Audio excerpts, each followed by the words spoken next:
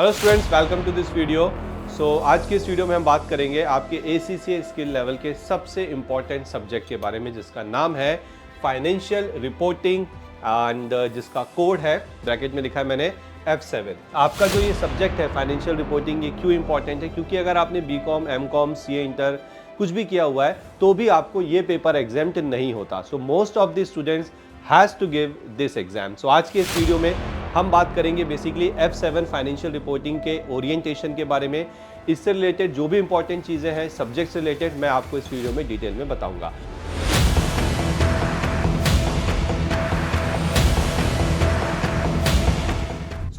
सबसे पहले बहुत ध्यान से सुनिएगा, समझिएगा एक एक पॉइंट को। अपनी डायरी पेन साथ में रख लीजिए, अगर आपको कुछ इंपॉर्टेंट लगता है तो आप लिख भी सकते हैं, ठीक है ना। इसके अंदर सबसे पहले हम बात करते हैं इंट्रोडक्शन। मैं यहाँ पे आपको फाइनेंशियल रिपोर्टिंग सब्जेक्ट का इंट्रोडक्शन दे रहा हूँ बस, ठीक है ना। इसके अंदर an important paper of skill level, ये हमको बहुत अच्छे से पता है कि ये स्किल लेवल का एक बहुत ही ज़्यादा इंपॉर्टेंट सब्जेक्ट है, ठीक है। एक इंपॉर्टेंट पेपर है स्किल लेवल का। उसके बाद understanding and applying AS and conceptual framework. इस सब्जेक्ट के अंदर आपको करना क्या है? आपको जो अकाउंटिंग स्टैंडर्ड्स है उनको अंडरस्टैंड करना है और उनको इंप्लीमेंट करना है, ठीक है। Now this subject helps in choosing a career in finance domain. तो आप सभी, अगर आप कल को ACCA बनने के बाद फाइनेंस डोमेन में अपना करियर चूज करना चाहते हैं, so this is the subject which in which you have to be very very good. उसके बाद assume knowledge of FA knowledge level. तो नॉलेज लेवल का एक सब्जेक्ट है फाइनेंशियल अकाउंटिंग।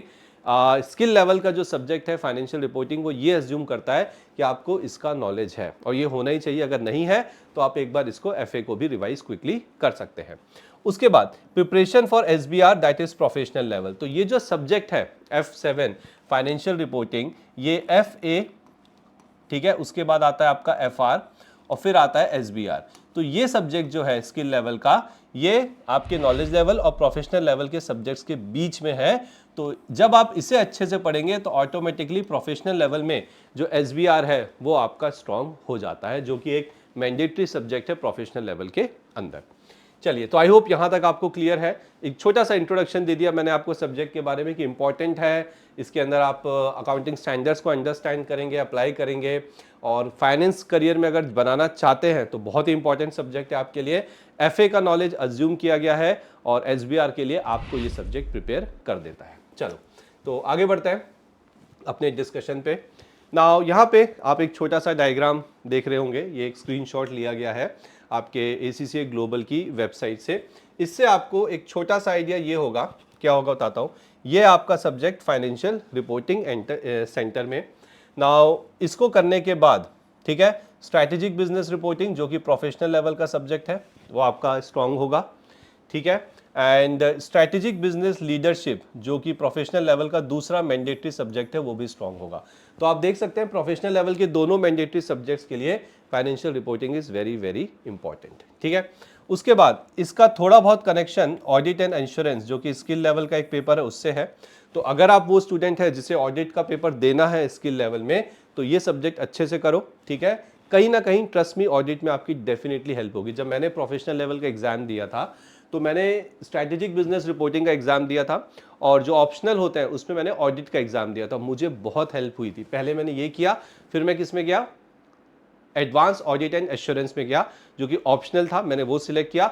मुझे बहुत हेल्प हुई वहां पे इसकी वजह से। तो सेम चीज आपको लूंगा, FR अगर दे रहे हो, इसको होने के बाद ऑडिट जरूर ट्राई करना, ठीक है।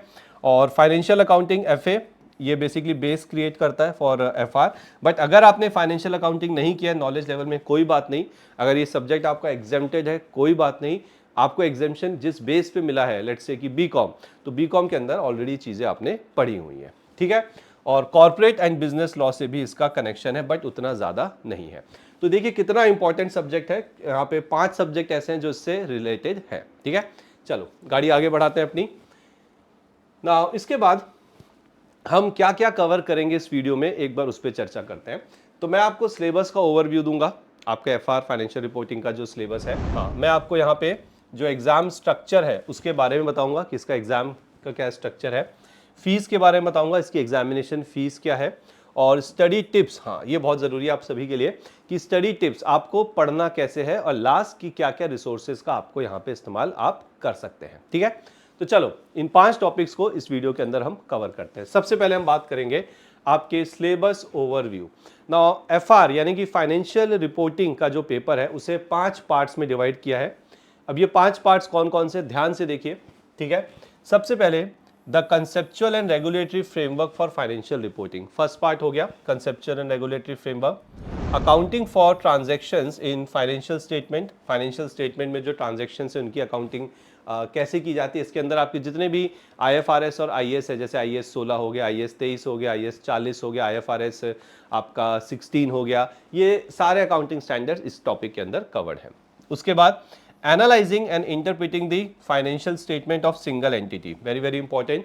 ठीक है, एक सिंगल एंटिटी के फाइनेंशियल स्टेटमेंट्स को कैसे इंटरप्रेट किया जाता है, उसे कैसे प्रिपेयर किया जाता है, वो सब कुछ आप इसके अंदर पढ़ेंगे। कैसे प्रिपेयर किया जाता है वो पॉइंट नंबर 4 है, उसे कैसे इंटरप्रेट करना है वो पॉइंट नंबर 3 में होगा।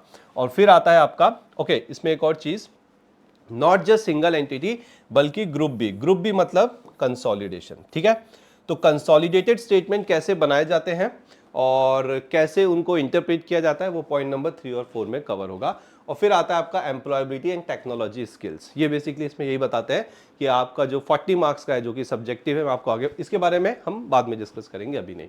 तो ACCA ने आपके सिलेबस को 5 हिस्सों में बांट दिया है।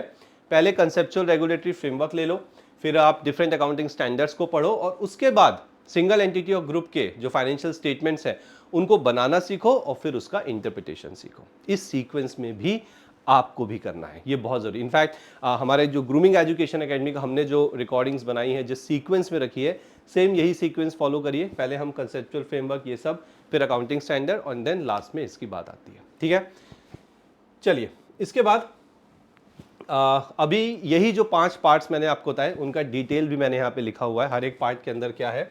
सो ध्यान से देखिए।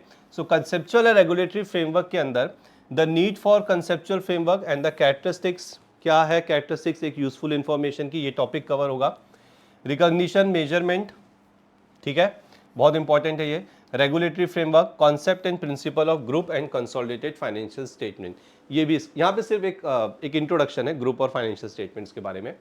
उसके बाद जो अगला टॉपिक था part 2, accounting for transaction in financial, ये सबसे इंपॉर्टेंट है। आप देख सकते हैं इसके अंदर tangible non current assets, intangible assets, impairment, inventory, financial instrument, lease, provision and events after the reporting period, taxation, reporting financial non financial performance, revenue and government grant, foreign currency transactions.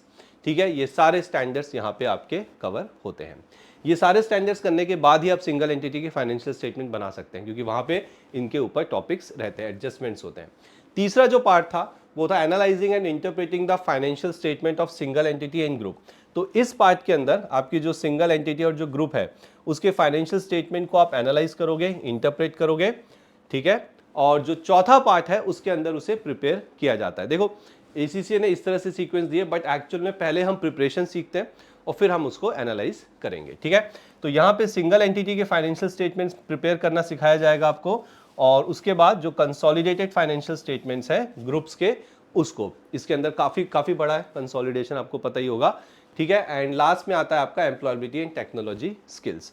यहाँ पे basically आपको ये बताया जाता है कि आपको जो आपके सारे एग्जाम कंप्यूटर बेस्ड होते हैं।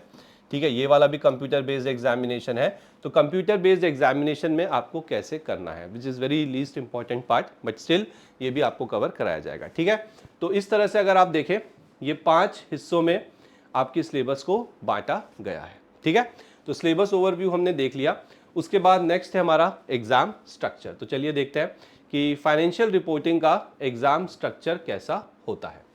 ध्यान से देखिएगा, बहुत इंपॉर्टेंट इंफॉर्मेशन है यहाँ पे। सो एग्जाम फॉर्मेट, ठीक है, question paper is divided into 3 section. आपका जो क्वेश्चन पेपर है वो 3 हिस्सों में डिवाइड होकर आएगा, 3 सेक्शन में। Section A, section B, section C। Section A के अंदर आपको मिलेंगे सिर्फ ऑब्जेक्टिव टाइप क्वेश्चंस, यानी कि multiple choice question, true false, match the following, इस तरह के क्वेश्चन। 15 क्वेश्चन होंगे, 2 मार्क्स का एक क्वेश्चन होगा, तो 30 मार्क्स आपके यहाँ कवर हुए। सेक्शन B जो है आपका वो है आपका, तो सेक्शन B जो है आपका वो है केस स्टडी टाइप क्वेश्चंस है यहाँ पे। ठीक है। और यहाँ पे 3 केस स्टडी क्वेश्चन होंगे, हर केस स्टडी के अंदर 5 ऑब्जेक्टिव टाइप क्वेश्चन होंगे, तो 15 हो गए, और एक 2 मार्क्स का होगा, तो ये भी हो गया आपका 30 मार्क्स। तो आप देख सकते हैं 60 मार्क्स का जो पेपर है सेक्शन ए और बी, वो आपका जनरली ऑब्जेक्टिव टाइप क्वेश्चन ही होता है। लेकिन जो सेक्शन सी है, जिसे हम बोलते हैं constructive response questions, constructive question, यहाँ पे 2 क्वेश्चन आएंगे और एक क्वेश्चन 20 मार्क्स का, यानी कि हो गए 40 मार्क्स। तो इस तरह से आपका 100 मार्क्स का पेपर यहाँ पे सेट किया जाता है। तो ये हो गया आपका एग्जाम का फॉर्मेट, जो पेपर आता है वो इस फॉर्मेट में आता है, ठीक है। अब पहले क्या करना है, बाद में क्या करना है, ये सब बात की बात है, अभी मैं आपको सिर्फ एक एग्जाम फॉर्मेट के बारे में ही बता रहा हूं। उसके बाद एग्जाम की ड्यूरेशन, फॉर्मेट देख लिया, अब ड्यूरेशन क्या होती है, 3 घंटे का एग्जाम होता है, कंप्यूटर बेस्ड एग्जामिनेशन होता है। ध्यान रखना, आपको 15 मिनट्स यहाँ पे एक्स्ट्रा मिलते हैं पेपर को रीड करने के लिए।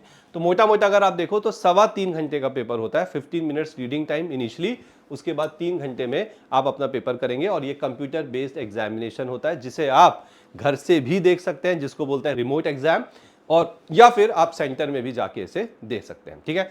सेंटर से देना है तो मेरा सजेशन ये है कि अगर आप दिसंबर का एग्जाम दे रहे हैं तो जितना जल्दी हो सके अपना एग्जाम फॉर्म भर लीजिए, क्योंकि सेंटर्स बहुत जल्दी फिल होते हैं। ओके, चलिए उसके बाद बात करते हैं वेटेज की। तो देखो ध्यान सुना, ये बहुत इंपॉर्टेंट है। वेटेज मतलब कि वो जो क्वेश्चंस थे जो अभी हमने देखे, ये कहाँ से, आपका सिलेबस हमने देख लिया, हमने फॉर्मेट देख लिया, अब ये जो मार्क्स हैं ये कहाँ से कवर किए जाते हैं आपके सिलेबस में। तो देखो, the 20 mark question will examine the interpretation and preparation of financial statement for either a single entity or a group। ठीक है, देखो आपके पास यहाँ पे 20 मार्क के 2 क्वेश्चन है, ठीक है। तो जो 40 मार्क्स, ये जो लास्ट 40 मार्क का है सेक्शन सी, ये आपसे कहाँ से पूछा जाएगा आपको पता है, preparation of financial statement either single entity और consolidated, and analysing and interpretation. तो आपको अगर 40 मार्क्स सिक्योर करने हैं तो मेरा सजेशन ये है कि सिंगल एंटिटी के फाइनेंशियल स्टेटमेंट कैसे बनते हैं, कंसोलिडेटेड फाइनेंशियल स्टेटमेंट कैसे बनते हैं, और इनको इंटरप्रेट कैसे किया जाता है, ये अपना बहुत ज़्यादा स्ट्रॉन्ग करो। अगर ये पार्ट आपका स्ट्रॉन्ग है, 40 मार्क्स आप यहाँ पे वेटेज उठाते हो। सोच के देखो 40 मार्क्स, ठीक है। एग्जाम में अगर इसमें 40 में से 30 भी ले आए तो बाकी 60 में से तो 20 मार्क्स लाना कोई बड़ी बात नहीं है, बहुत आराम से पास हो गया, ठीक है। तो स्ट्रैटेजी आपको उस हिसाब से बनानी पड़ेगी, ठीक है। और उसके बाद जो सेक्शन ए है और जो सेक्शन बी है questions, they can cover any area of the syllabus. वो जो 5 पार्ट है ना आपके सिलेबस के, कहीं से भी आपसे सवाल किया जा सकता है सेक्शन ए और सेक्शन बी के अंदर, जो कि ऑब्जेक्टिव टाइप क्वेश्चन है। सर क्या कंसोलिडेशन भी पूछ सकते हैं? हाँ। क्या सर इंटरप्रिटेशन रेशियो वाला भी पूछ सकते हैं? हाँ। तो सेक्शन ए और सेक्शन बी कहीं से भी आपसे पूछा जा सकता है। तो देखो, अगर मैं समराइज एक लाइन में इसको बोलूं, सिलेबस तो पूरा करना है, सीधी बात है। इफ यू हैव टाइम, जो कि अभी आपके पास है सफिशिएंट टाइम, आपको सिलेबस पूरा कंप्लीट करना है, तभी आप अच्छा स्कोर कर पाओगे, ठीक है। चलिए, तो आई होप आपको वेटेज भी समझ में आ गया है, एग्जाम का फॉर्मेट, एग्जाम का ड्यूरेशन, ये सारी चीजें आपको यहाँ पे अच्छे से क्लियर हो गई होंगी। तो हमने अभी तक कौन कौन से पॉइंट्स कवर कर लिए? सर हमने सिलेबस ओवरव्यू किया, हमने एग्जाम स्ट्रक्चर देख लिया। अब हम बात करते हैं आपकी फीस, स्टडी टिप्स और रिसोर्सेज पे, ठीक है। तो फीस में ऐसा बहुत ज़्यादा नहीं है, मैं आपको सीधे सीधे बता देता हूँ कि अच्छा पहले रिसोर्सेज आ गया, जस्ट अ सेकेंड, हाँ ये रहा फीस। तो जो फीस है यहाँ पे, यानी कि आपको कितनी फीस देनी पड़ेगी ACCA FR पेपर को बुक करने के लिए, सो दैट इज़ 143 पाउंड, ठीक है, ग्रेट ब्रिटेन पाउंड, GBP, ठीक है, 143 पाउंड, जो कि रुपीज़ में अगर मैं देखूं तो 14 to 15,000 अप्रॉक्सीमेटली इस रेंज में आता है, ठीक है। तो अगर आप दिसंबर में एग्जाम देने जा रहे हैं तो बिल्कुल वेट मत करिए, तुरंत अपना एग्जाम फॉर्म भर लीजिए, ठीक है। चलिए, अब हम बात करते हैं यहाँ पे स्टडी टिप्स की, वेरी वेरी इंपॉर्टेंट। तो देखो, अभी आपका सितंबर ऑलमोस्ट ख़त्म हो ही गया, आपके पास अक्टूबर नवंबर 2 महीने हैं दिसंबर अटेम्प्ट के लिए, एंड अक्टूबर नवंबर दिसंबर 5 महीने हैं मार्च अटेम्प्ट के लिए। तो जिनका मार्च में एग्जाम है, ठीक है, आपके पास तो सफिशिएंट टाइम है, लेकिन जिनका दिसंबर में एग्जाम है, आपके लिए बहुत ज़रूरी है कि क्या स्टडी टिप्स रहनी चाहिए, मुझे कैसे पढ़ना है, ये बहुत ज़रूरी है प्रोफेशनल एग्जाम में, चाहे आप एक पेपर दे रहे हो, चाहे आप बंच ऑफ पेपर्स दे रहे हो, यानी कि एक से ज़्यादा, ठीक है। तो क्या स्टडी टिप्स हैं, चलिए इसके बारे में चर्चा करते हैं।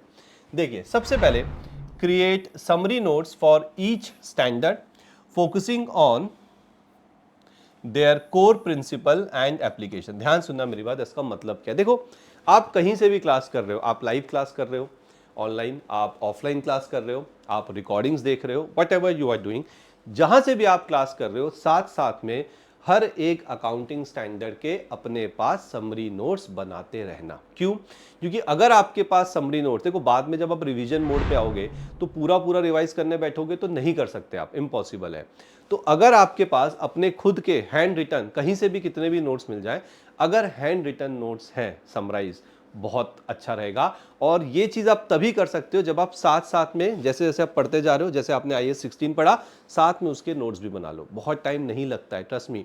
एक स्टैंडर्ड के नोट्स बनाने बैठोगे, वो भी रिवीजन के नोट्स जो कि बुलेट पॉइंट्स पे स्ट्रेट फॉरवर्ड होने चाहिए, आधा घंटा 45 मिनट्स में कर सकते हो ये काम, ठीक है। तो ये मेरी पहली, देखो ये जितनी भी स्टडी टिप्स हैं ये मेरी पर्सनल स्टडी टिप्स हैं जो मुझे लगता है कि आपको पता होनी चाहिए।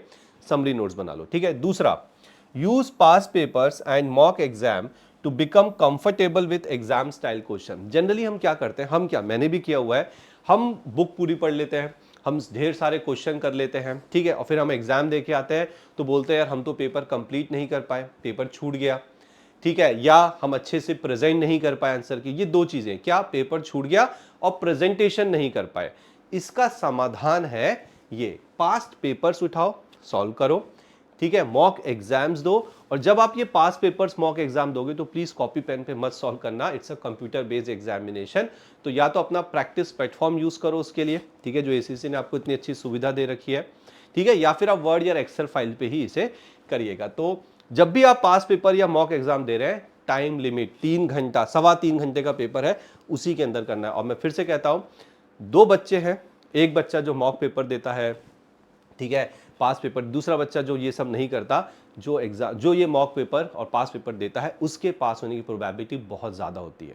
ऐसा नहीं है कि जिन्होंने ये मॉक पेपर्स नहीं दिए तो वो कभी पास हुए, लोग pass, but they are some extraordinary student जिनके शायद राइटिंग स्किल्स पहले से ही अच्छे थे, ठीक है। बट अगर आपको थोड़ा भी डाउट है कि नहीं यार इसकी प्रैक्टिस करनी चाहिए, प्लीज़ गो फॉर इट, इसकी प्रैक्टिस करिए, प्रैक्टिस प्लेटफॉर्म का पूरा सदुपयोग करिए, ठीक है। तो समरी नोट्स बनाएंगे, मॉक एग्जाम ढेर सारे देंगे, ढेर सारे पास पेपर्स देंगे। उसके बाद तीसरी जो स्टडी टिप है, spend extra time mastering areas like goodwill, non controlling interest, जो कि आपके कंसोलिडेशन में आता है, एंड कंसोलिडेटेड फाइनेंशियल स्टेटमेंट। देखो ये एक सिंपल सा सैंपल है, आपको ही पता है कि आपके सिलेबस के अंदर कुछ टॉपिक्स बहुत इंपॉर्टेंट, जैसे कि मैंने पहले ही कहा है, consolidation is very important, then उसके अंदर नॉन कंट्रोलिंग इंटरेस्ट का जो कैलकुलेशन है, गुडविल की जो कैलकुलेशन है। तो सी, जब आप ये नहीं कि हाँ मुझे कंसोलिडेटेड स्टेटमेंट आता है, पर क्या उसके अंदर गुडविल निकाल सकते हो, NCI निकाल सकते हो? मैं ये इसलिए बोल रहा हूं क्योंकि जब एग्जाम में क्वेश्चन आएगा तो वहां पे इनके इंडिविजुअल मार्क्स होते हैं। वो ये नहीं बोलेंगे आपको कि पूरा का पूरा कंसोलिडेटेड बना के दो मेरे को बैलेंस शीट, नहीं, वो बोलेंगे गुडविल कितनी है, NCI कितना है, ये कितना है, ये कितना है। So you should know the individual calculations. तो प्लीज आपको थोड़ा सा एक्स्ट्रा टाइम स्पेंड करना है, और सिर्फ कंसोलिडेशन में नहीं, बाकी चैप्टर्स में जो टॉपिक्स इंपॉर्टेंट है उनको थोड़ा ज्यादा प्रैक्टिस करना, ठीक है। चौथा यहां पे जो टिप है वो है practice completing questions within the allocated time, learn to balance speed and accuracy. अब ये जो है ना स्पीड और एक्यूरेसी, क्योंकि देखो speed is very important, nobody wants कि मेरा एग्जाम मिस हो जाए, मेरा पेपर, मैं सॉरी नॉट एग्जाम मिस हो जाए, मैं पेपर ना कंप्लीट कर पाऊं। तो अगेन इट रिक्वायर्स प्रैक्टिस। अगर आप ये सोच रहे हैं कि एग्जाम के 2 दिन पहले आप ये कर लोगे तो आप बहुत बड़ी गलती कर रहे हैं। दिसंबर में एग्जाम है तो अभी से स्टार्ट करो, डेली बेसिस पे प्रैक्टिस करो, टाइम फिक्स करो कि एक अगर 20 मार्क्स का क्वेश्चन आप कर रहे हो, ठीक है, अगर आप एक 20 मार्क्स का क्वेश्चन कर रहे हो तो आपको इसमें 30 मिनट्स लगने चाहिए, लेट्स से, ठीक है, 30 मिनट। तो क्या आप 30 मिनट में कर रहे हो? स्पीड जो कर रहे हो वो एक्यूरेट है या नहीं? एक्यूरेसी ये प्रैक्टिस से आती है, एक बार में नहीं आएगी, रोज प्रैक्टिस करोगे, एग्जाम तक आप इसमें इतने ज्यादा इंटेलिजेंट, इतने ज्यादा स्मार्ट हो जाओगे कि एग्जाम देते वक्त सिर्फ इस बात की चिंता रहेगी कि क्वेश्चन बनता है कि नहीं, इस बात की चिंता नहीं रहेगी कि मैं कर पाऊंगा या नहीं, ठीक है। तो 4 मैंने अभी तक आपको बहुत ही डिफरेंट स्टडी टिप्स दी हैं। पहली कि भाई अपने समरी नोट्स बनाओ, पास पेपर मॉक एग्जाम्स दो, ठीक है, एक्स्ट्रा टाइम दो इंपॉर्टेंट टॉपिक्स को, और अपना जो एक्यूरेसी और स्पीड उसको बैलेंस मेंटेन करके रहो। 5वीं स्टडी टिप है आपकी, ACCA's technical articles are great resources to get in depth understanding of specific topic. देखो मैं ये नहीं कह रहा कि तुम टेक्निकल आर्टिकल सारे पढ़ो, पर जो इंपॉर्टेंट टॉपिक है, जैसे IAS 16 बहुत इंपॉर्टेंट है, IAS 38 बहुत इंपॉर्टेंट है, अपना जो रेवेन्यू है, ठीक है, रेवेन्यू के ऊपर जो स्टैंडर्ड है बहुत ज़्यादा इंपॉर्टेंट है, तो इनके टेक्निकल आर्टिकल्स पढ़ो। ट्रस्ट मी, जब आप एक बार पढ़ने के बाद टेक्निकल आर्टिकल्स पे आते हो, उनको पढ़ते हो, आप खुद फील करना आपका नॉलेज और वास्ट होगा, आपकी अंडरस्टैंडिंग और अच्छी हो। और ACC ने जो टेक्निकल आर्टिकल दिए उसमें एग्जाम्पल्स भी डाले, so please go through the technical article, सारे कर सकते हो तो बहुत अच्छी बात है, ठीक है। उसके बाद be comfortable with interpreting the financial statements, ratios and giving insight based on numbers. यहाँ पे इनको ये कहना है कि देखो, आपको पता है एग्जाम में आपको इंटरप्रिटेशन के ऊपर क्वेश्चन आता है, जनरली 20 मार्क्स का होता है। इंटरप्रिटेशन किसका? सिंगल एंटिटी के फाइनेंशियल स्टेटमेंट का और कंसोलिडेटेड फाइनेंशियल स्टेटमेंट का। Now be comfortable with interpreting the statements. अब रेशियो का इस्तेमाल करके इंटरप्रिटेशन होता है, ये टॉपिक बहुत अच्छे से करना है। और बच्चे क्या सोचते हैं कि सर रेशियो निकाल लिया, हाँ सर मुझे आता है ग्रॉस प्रॉफिट रेशियो निकालना, नेट प्रॉफिट रेशियो निकालना, but do you know the interpretation of those ratios?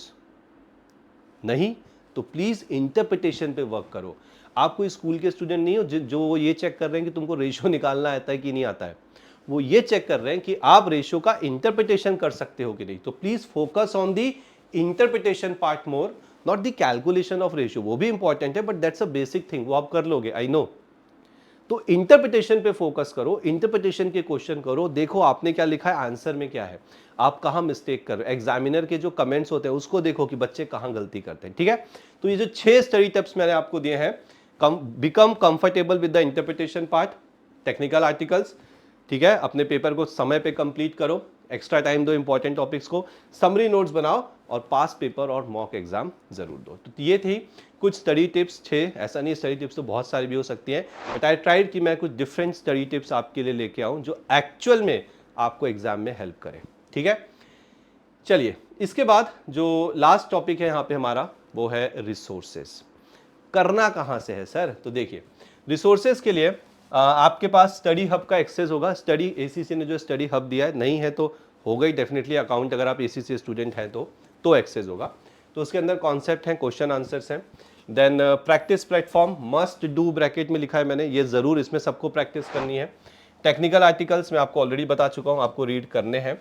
Mock exams, examiner comment, जो एग्जामिनर कमेंट देते हैं इसकी फाइल होती है, ये देखो जाके, उसमें आपको समझ में आएगा कि बच्चों ने कहाँ कहाँ गलती की है, एग्जामिनर बताते हैं ताकि आप उसे रिपीट ना करो। And last, past exam, library में जाओ, पिछले पेपर निकालो, उनको प्रैक्टिस प्लेटफॉर्म पे सॉल्व करो।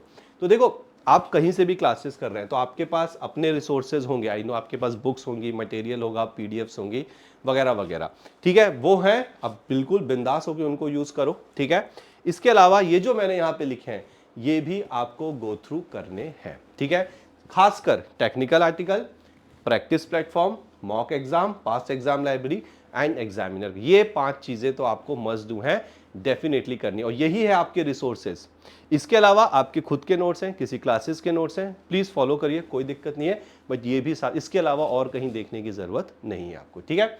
तो ये थे हमारे रिसोर्सेज, और जो इस वीडियो को 5 टॉपिक से मैंने डिवाइड किया था। तो हमने सिलेबस ओवरव्यू देखा, हमने एग्जाम का स्ट्रक्चर देख लिया, हमने फीस, स्टडी टिप्स और रिसोर्सेज भी यहाँ पे कवर कर लिए। तो आई होप इस ओरिएंटेशन सेशन में, छोटा सा सेशन था, बहुत लंबा नहीं था, बट हाँ, अब आपको फाइनेंशियल रिपोर्टिंग सब्जेक्ट का एक अच्छा नॉलेज हो चुका है। हाँ, अगर आप इस चैनल में नए हैं, पहली बार इस वीडियो को देख रहे हैं या इस तरह की वीडियो को देख रहे हैं, तो सब्सक्राइब कर लीजिए, क्योंकि इस तरह के ओरिएंटेशन बाकी सब्जेक्ट से रिलेटेड आएंगे, जिसमें आपको इन डेप्थ नॉलेज दिया जाएगा। एंड साथ ही साथ मैं आपको बता दूं, ग्रूमिंग एजुकेशन एकेडमी ने already financial reporting subject and performance management subject live कर दिया अपने स्टूडेंट्स के लिए। तो अगर आप इंटरेस्टेड हैं, एक्सप्लोर करना चाहते हैं, वीडियोस का डेमो देखना चाहते हैं, तो डिस्क्रिप्शन पे एक लिंक दिया गया है, उस पर जाइए, वहां से आप इसे एक्सेस कर सकते हैं।